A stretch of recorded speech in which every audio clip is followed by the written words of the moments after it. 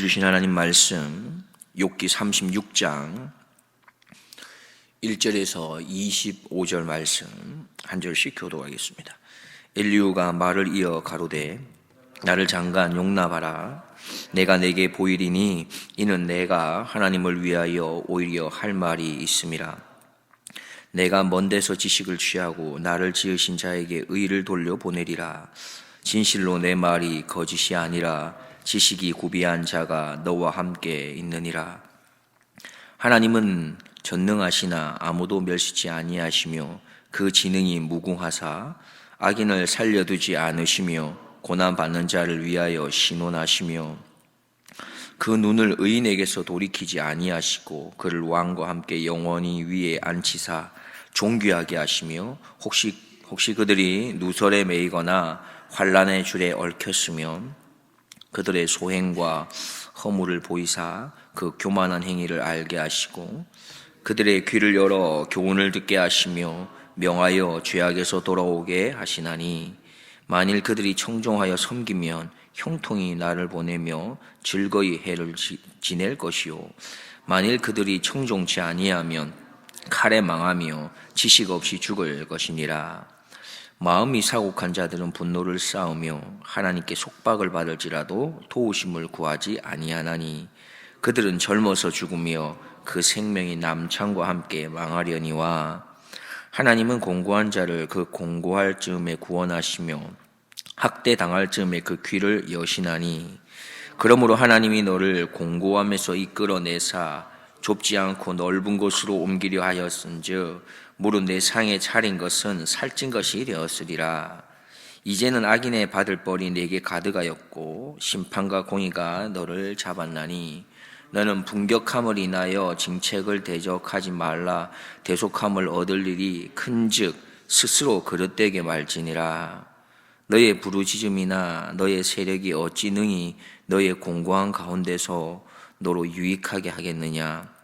너는 밤 곧 인생이 자기 곳에서 재함을 받는 때를 사모하지 말 것이니라.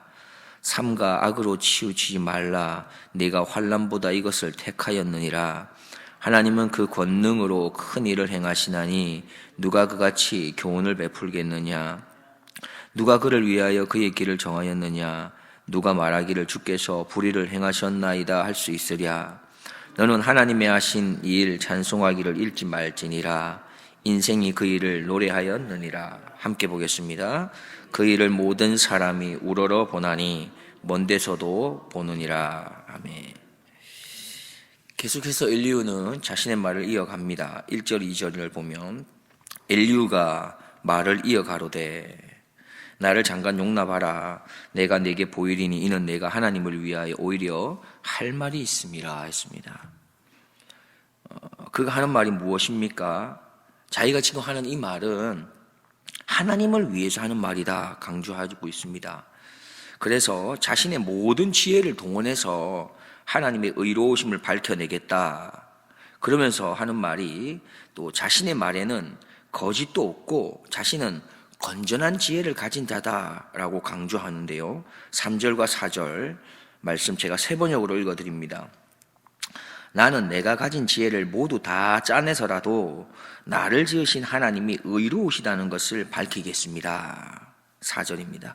내가 하는 이 말에는 거짓이 전혀 없습니다. 건전한 지식을 가진 사람이 지금 욥 어른과 더불어 말하고 있습니다. 그러면서 계속해서 자신의 말을 이어갑니다. 엘리후는 5절 이하 12절까지 말씀을 보면 하나님이 어떤 분인가 이걸 소개하고 있는데요. 그는 하나님은 전능하다 소개합니다. 지혜가 무궁하다 전지함을 말하죠. 또한 하나님께서는 악인에게는 이러이러하게 하시고 또 의인에게는 이러이러하게 하신다 말합니다. 하나님의 말씀을 청종했을 때는 이렇게 하시는 하나님, 또 하나님 말씀을 청종치 않았을 때는 이러이러하게 하시는 하나님에 관해서 소개하고 있는 것이죠. 13절 14절입니다. 마음이 사곡한 자들은 분노를 쌓으며 하나님께 속박을 받을지라도 도우심을 구하지 아니하나니 그들은 젊어서 죽으며 그 생명이 남창과 함께 망하려니와 했습니다. 그는 하나님께서 이 마음이 사곡한 자들을 향해서도 어떻게 하는지를 나타냅니다. 마음이 사곡한 자, 다시 불경스러운 자들의 모습은 그들은 하나님의 형벌이 임했을 때에 그것에 대해서 노를 바란다. 하나님의 그리고 도우심을 그 가운데서 구하지도 않는다. 그래서 결국 그들의 결말이 젊은 나이에 죽고 남창들과 함께 망하게 된다. 이렇게 표현하고 있습니다. 근데 여기서 기억할 것은 15절에서 말하기를 이러한 하나님이 주는 고난, 고통은 하나님이 그 사람에게 기회를 주기 위한 것이다 라고 말하고 있습니다. 사람을 하나님께서 가르쳐 주기 위해서, 그에게 뭔가 가르쳐 주기 위해서 고난과 고통을 주신 거다 말을 합니다. 그렇기 때문에 욥 어른은 내 말을 좀 잘 들어보십시오. 그렇게 하면서 앞에 했던 이야기가 바로 욥 어른 당신에게 관계된 이야기다라는 것을 16절부터 좀 더 구체적으로 욥을 향해서 말을 이어가고 있습니다. 16절, 17절을 보면 그러므로 하나님이 너를, 여기서 욥을 말하겠죠, 공고함에 이끌어내사 좁지 않고 넓은 곳으로 옮기려 하였은즉 무릇 내 상에 차린 것은 살찐 것이 되었으며 17절에 이제는 악인의 받을 벌이 내게 가득하였고 심판과 공의가 너를 잡았나니 합니다. 무슨 말이냐 하면 16절에서 엘리후는 하나님께서 욥 어른을 이 공고함 가운데서 이끌어내셨다고 말하고 있습니다. 옛적에, 과거에 하나님께서 욥 어르신을 공고함 가운데서 이끌어내어서 보호하셨고 고통도 받지 않게 하셨고 평안함을 누리게 하셨고 식탁에 기름진 것이 끊어지지 않도록 풍성하게 하셨다라고 표현하죠. 그런데 17절에서는 어떻게 시작합니까? 이제는 이라는 말로 시작합니다. 바로 반전이 되는 욥의 모습을 이야기하고 있습니다. 지금 욥 어르신이 당하고 있는 이 고난은 당신이 마땅히 받아야 할 형벌입니다. 그리고는 여기에 쐐기를 박아버리듯 한마디를 더 하고 있습니다. 욥 어르신이 당하고 있는 이 고난의 이 심판으로부터 당신이 지금 벗어나려고 하지도 마십시오. 벗어날 길이 없습니다. 라고까지 말을 하고 있는 것이죠. 21, 22절입니다. 삼가 악으로 치우치지 말라. 네가 환난보다 이것을 택하였느니라. 하나님은 그 권능으로 큰 일을 행하시나니 누가 그같이 교훈을 베풀겠느냐. 뭐라고 말하고 있냐 하면 하나님의 능력이 얼마나 큰지를 기억하라고 합니다. 그리고는 고통 가운데서라도 악한 마음을 품지 마십시오 라고 말합니다. 지금 무엇에 대해서 계속 엘리후는 말하고 있습니까? 욥을 향해서 지금 이렇게 말하고 있는 것이죠. 당신이 이렇게 하면 안 됩니다. 이것을 하나님의 말씀을 가지고 와서 하나님은 이런 분입니다 라는 것을 가지고 와서 계속 얘기하고 있습니다. 23, 24절 보겠습니다. 23, 24절에서도 누구라도 하나님을 향해 이래라 저래라 할 사람이 있겠습니까? 하나님의 하신 일을 불의하다고 말할 수 있는 사람이 어디 있겠습니까?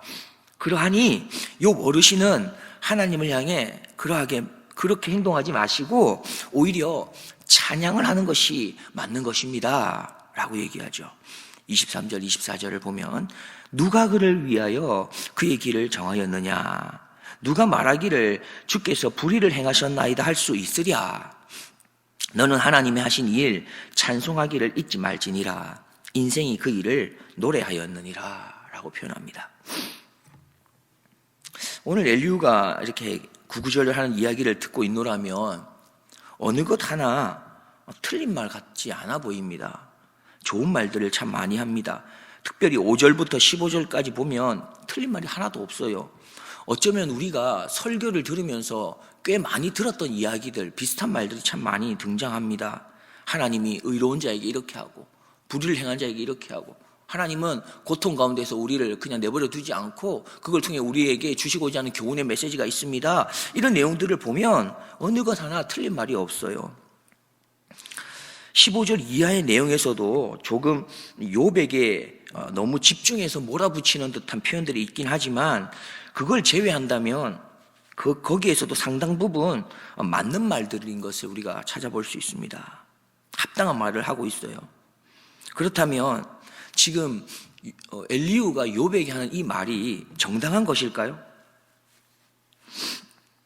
아이러니하게도 그의 말이 상당히 많은 부분에서 바른 말, 합당한 말, 때로는 하나님이 하신 말씀들을 그렇게 말하고 있지만 사실 이것이 덕이 되지는 않는 말이고 살리는 말이라기보다는 한 사람을 죽이는 말이 되는 것입니다.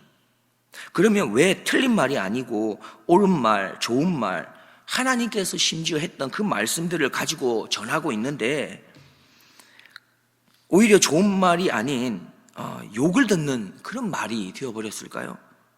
유익이 되지 못하고 덕도 못 되고 누군가를 아프게 하고 괴롭게 하고 죽이는 말이 된 것일까요? 우리는 여기에 대한 답을 찾기 위해서 엘리후가 했던 5절 이하 15절 그 이하의 말, 그 앞부분에 나오는 바로 1절부터 4절의 말씀을 통해서 우리는 살펴볼 수가 있습니다. 1절 이하 4절 말씀을 다시 보면 엘리후가 말을 이어 가로되 나를 잠깐 용납하라. 내가 내게 보이리니 이는 내가 하나님을 위하여 오히려 할 말이 있음이라. 내가 먼 데서 지식을 취하고 나를 지으신 자에게 의를 돌려보내리라. 진실로 내 말이 거짓이 아니라 지식이 구비한 자가 너와 함께 있느니라 했습니다. 엘리후는 말을 이어가는데 2절에 보면 나를 잠깐 용납하라 라고 시작하지요. 이 말만 보면은 정중한 말로 시작하는 것 같아요. 나를 잠깐 용납해 주십시오. 뭐 이런 표현 같지 않습니까? 근데 이 이후에 이어지는 말을 보면 이건 정중함이 아니라 오만하다라는 것을 눈치채게 됩니다. 2절 하반절에 보면 이렇게 말합니다. 내가 하나님을 위하여 오히려 할 말이 있음이라 했죠. 이걸 보면 마치 자기가 하나님의 말씀을 대신하여 전하는 대언자 같아 보입니다. 사실 여기까지 보아도 아직 완전히 드러나 보이진 않지만 살짝 보여지는 것은 자신을 드러내고 싶어 하는 것 같습니다. 자신이 꽤 괜찮은 사람이라는 것을 나타내고 싶어 하는 것 같아요. 그러한 모습들이 엿보입니다. 그리고 이러한 추측을 분명한 확신으로 여길 수 있게 만드는 근거들이 그 이후의 3절과 4절에 여실하게 드러납니다. 2절에 나타나는 엘리후의 이러한 표현이 왜 정중함이 아니라 오만함인지가 3절, 4절에서 명쾌하게 해명해 줍니다. 이해를 돕기 위해서 3절과 4절 말씀 세번역 말씀으로 읽어드리겠습니다. 3절입니다.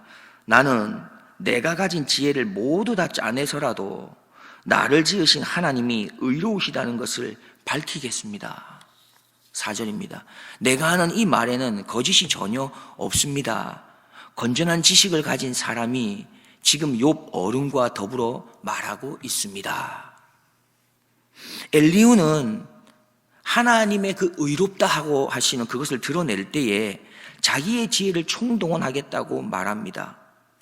또한 하나님이 의로우시다는 것을 말할 때도 나를 지으신 하나님이라는 표현을 자꾸 드러내지요. 나의 지혜, 나를 지으신 하나님. 4절에서는 더 적극적으로 말하는데요. 자기가 하는 말에는 거짓이 하나도 없답니다. 자신은 건전한 지식을 가지고 있다라고 당당하게 얘기하고 있습니다. 지금 엘리후의 마음에는 욥을 향해서 위로하고자 하는 마음이 없습니다. 고난당하는 욥을 향한 긍휼의 마음도 없습니다. 그저 내가 자신이 알고 있는 그 하나님, 그걸 말하고 싶은 거죠. 자신이 배우고 깨달은 그 고난에 관한 교훈을 그저 가르치고 싶은 것에 지금 급급할 뿐입니다. 그는 전능하신 하나님을 전하고 또 고난에 관한 좋은 교훈을 전달하면서도 상대방과 교감할 줄을 모릅니다. 왜냐하면 그는 자신을 나타내고 싶기 때문입니다. 자신을 자랑하고 싶기 때문이에요. 그래서 엘리후는 자신의 지식이 완전하다는 말도 주저하지 않고 합니다. 자신의 말에는 거짓이 없다고까지 확신에 찬 발언을 하고 있습니다. 그러나 이것은 자의식이 아니라 자만심이라고 볼 수 있는 거지요. 이것은 자신의 한계를 깨닫지 못하는 교만한 자의 확신에 불과한 것입니다. 우리는 오늘 말씀 또 엘리후의 이러한 모습을 보면서 반면교사를 삼아야겠습니다. 우리가 바른 말, 좋은 말, 때로는 하나님 말씀을 전한다고 할 때에 특별히 신중을 기해야겠습니다. 왜냐하면 그 말이 잘못하면 상대방의 상황, 처지를 전혀 고려하지 않고 그 사람에게 위로, 격려가 아니라 도리어 상처, 부담감, 무거운 짐이 되게 할 수도 있기 때문입니다. 엘리후는 하나님의 말씀을 이야기하고 있지만 그는 하나님의 영광을 나타내고자 하는 마음이 아닌 하나님의 말씀을 이용해서 자신을 드러내고자 한 것이지요. 그는 너무나 중요한 회개라고 하는 것을 이야기하고 있지만 그 마음에는 정말 한 영혼을 불쌍히 여기는 마음, 긍휼히 여기는 그 마음이 아니라 욥이 하고 있는 말, 그 입을 막겠다라고 하는 의도로 가득한 것입니다. 그리스도인다운 모습이라는 생각으로 우리도 가끔 하나님의 공의를 이야기하고 또 하나님의 사랑을 나타낼 때가 있습니다. 그런데 연약한 우리들은 우리들의 이야기가 때로는 형제를 정죄하는 일로 흘러갈 때가 있었다는 것을 우리는 아마 부인하지 못할 것입니다. 우리는 하나님의 공의가 타인을 향한 정죄의 수단으로 사용되거나 하나님의 사랑이 자신을 드러내는 그 자랑의 수단으로 또 인기를 유지하는 그런 수단으로 사용되지 않도록 우리의 말을 신중히 해야 하는 것을 우리는 배울 수 있는 것이죠.